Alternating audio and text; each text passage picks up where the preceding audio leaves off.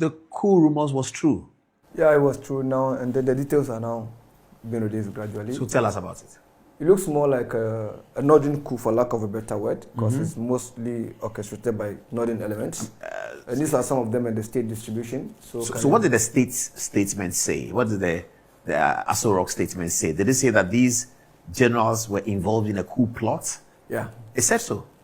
Oh, wow. It was like military officers, and mostly a brigadier general and some colonels. Tell us who they are. So this is Colonel M. Maji from Niger State, and then Lieutenant Colonel S. Bapa from Bauchi State. But these are not generals.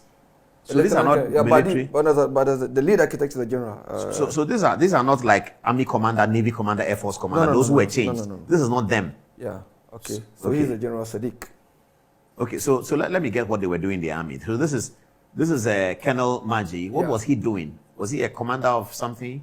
I think their position have not been actually released. Okay, but the names were released. So Maji is from Niger State. Yeah. That's south. Which is the North Central State. Okay, North Central. Yeah. And then Lieutenant Colonel, the rank of Lieutenant Colonel. Yeah.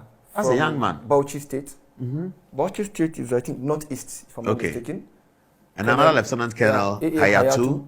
From Kaduna State, northwest. Okay. And the Lieutenant Colonel B. Dangnap, Plateau State, another North Central State. And then he was previously court-martialed in 2015 over alleged misconduct during the Boko Haram. Okay. Another Lieutenant Colonel Emi Al-Makura, also from Nasarawa State, a North Central State.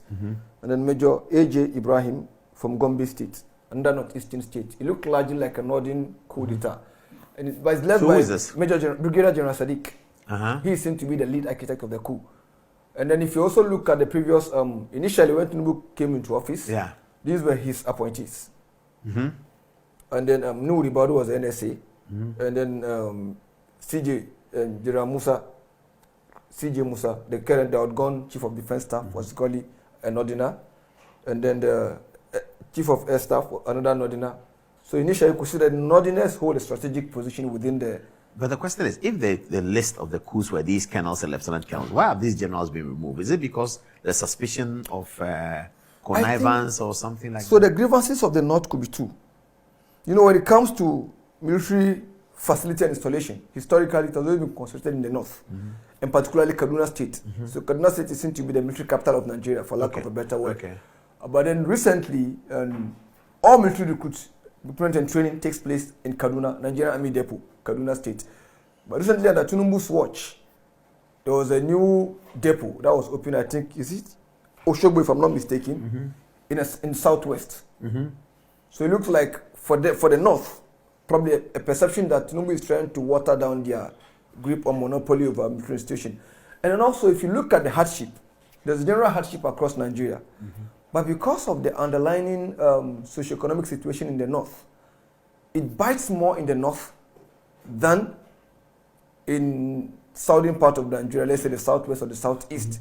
And that could also be another, a reason for this discomfort. And then also, if you look at some of the Tinubu's appointment and some of his policies, there are those who feel like the Lagos cabals have monopolized power, as they call them, the Lagos boys, have monopolized power. And that is what is also discomforting some northern elites. And so... I see. So like a reset of sorts. It's more like has to do with the ongoing realignment for 2027 election. If you look at also another recent issue of what the Northerners perceive to be sidelining of the vice president. You remember when APC met in Borno State and unanimously endorsed Tinubu as its candidate? The endorsement was done without the name of the VP. So it's not clear whether he will be retained as VP. Whether he will be retained as VP or not. Kashim Shettima. And so there are reasons why the North might be concerned or alarmed at some of Tinubu's policies. And also the departure of the key guy to join the others. And then also you look at the historic or sideline of this guy, Nasir El-Rufai. So the North has one or two reasons why it might be concerned about Tinubu's policy from either an economic point of view, from political perspective, as well as some military, realignment and deployment here and there. But then interestingly though, in as much as he has taken away the CDS from the North, He has also made an appointment from the north, which is, I think, the chief of air staff, if I'm not mistaken, who is a northerner.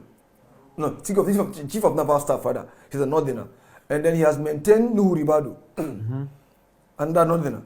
And then I think Tinubu is perhaps trying to learn from history.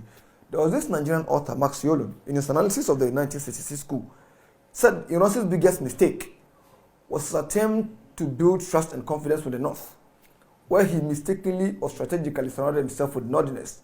Mind you, Tiwa Yakubu Danjuma, Jobless Danjuma, was something he said of security at the time, who was supposed to protect Ironsi.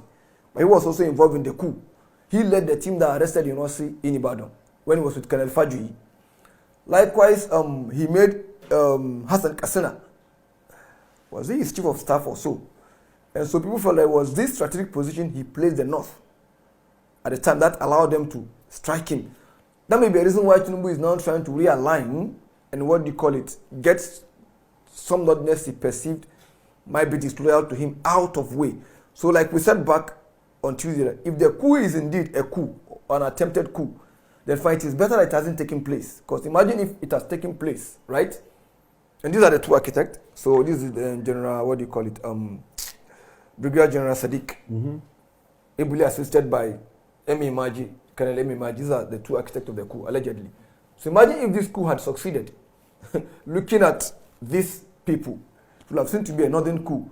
And that also have created a problem because Buhari just left office, a northerner. Now you coming to do a coup, it's like you trying to, what do you call it, monopolize points and everybody. That would have created an ethnic tension. And if it's just an attempt to strengthen the current government hands going into election, then it's a master stroke. You made that point.